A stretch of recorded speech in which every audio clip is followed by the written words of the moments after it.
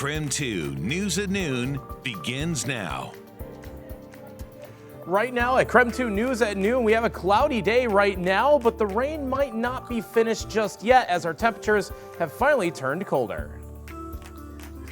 And the government would like to get your thoughts about the future of the North-South Freeway. Today, coming up on KREM 2 News at Noon, we let you know how you can take part in the discussion.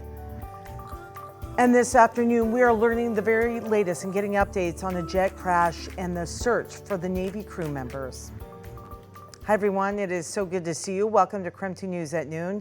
I'm Laura Papetti. And this week, we are expecting some pretty significant changes to the weather. In fact, I think, Thomas, those changes may have already come our way because this morning I was like, whoa. This is much different than what we've seen. Yeah, there we went from the rainfall this morning to now the more breezy conditions this afternoon, and all that 70-degree warmth, that is long gone already. Cold front passed through at about 6 or 7 o'clock this morning over Spokane, and it has now cleared the entirety of the inland northwest. Let's draw a fresh cold front on the map, actually just about to pass into Missoula right now. But what you're seeing, or at least maybe not seeing, is any rainfall, at least not a lot of it. Yes, lots of cloud coverage, but there's nothing more than maybe a sprinkle or a drizzle out of the current cloud coverage that is across the inland northwest. A little bit of some radar returns just moving back into Grant County, just to highlight that there will be a chance for rainfall today, but nothing more than a scattered chance. So if it rains, it probably only rains for a couple more minutes at a time today.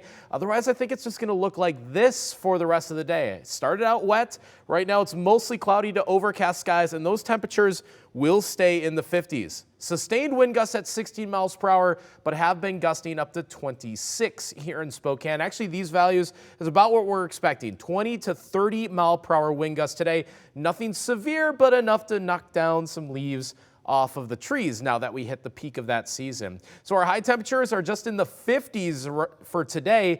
50s they will stay for the rest of this week, but just a reminder, that is average for mid-October. So coming up, we'll show you what days will ultimately be our coolest and when we could see our first freeze of the season here in Spokane. Those details are coming up.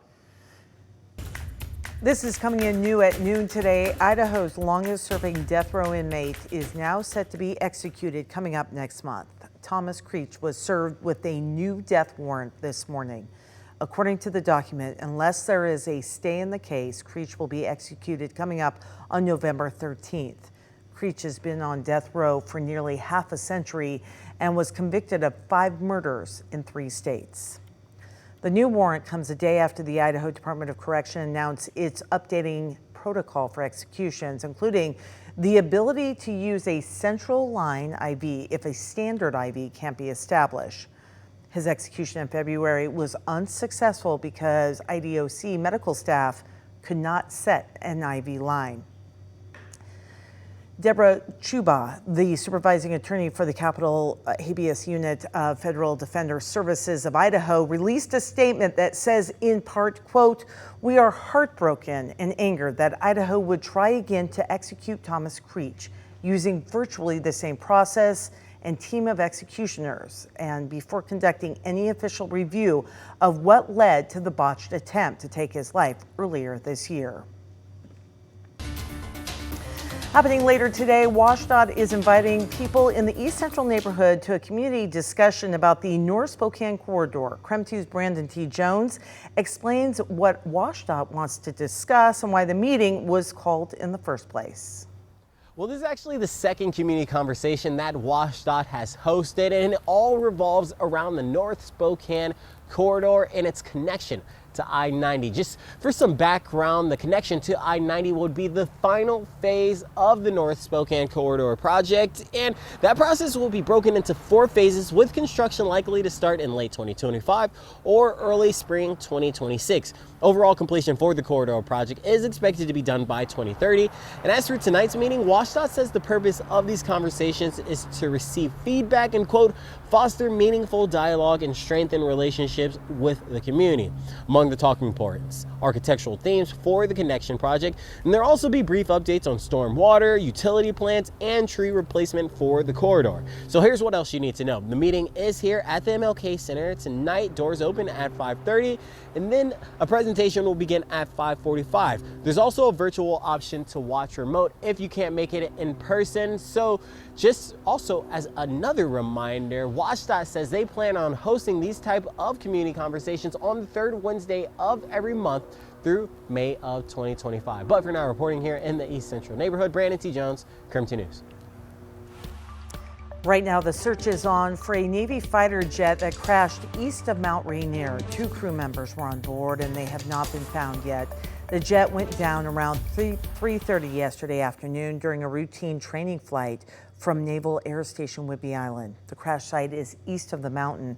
The Navy has not said whether the 2 crew members managed to eject before the crash, and the cause of that crash is under investigation.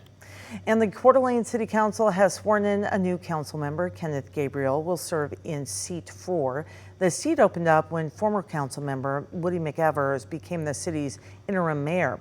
We heard from Gabriel earlier this month when he was interviewing for the position. I think what I bring that a lot of people don't is a true love of the community. And I've tried to prove that for my entire adult life. Gabriel is Coeur d'Alene's recently retired fire chief. He will now serve on the council until November of 2025. After that, he would have to run for that position. Well, KSKN 22 is the spot for local college football this season, and we hope you'll tune in for our next game coming up this Saturday. Washington State is taking on Hawaii live at 12:30. A win by the Cougs would make them bowl eligible. So big day.